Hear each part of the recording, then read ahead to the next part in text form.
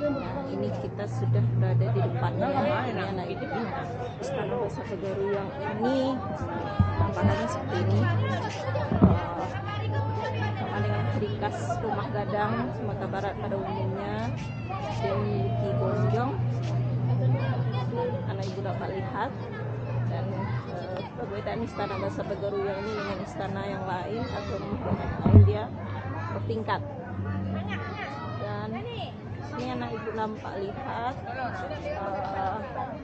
dindingnya didominasi oleh ukiran, berbagai ukiran khas Minangkabau, dan bagian tengahnya seolah agak lebih rendah atau melengkung dari bagian tepi pinggirnya kiri dan kanan, karena Istana Bahasa Pegaruyan ini merupakan istana rumah gadang Ratu Gajahnya Arab.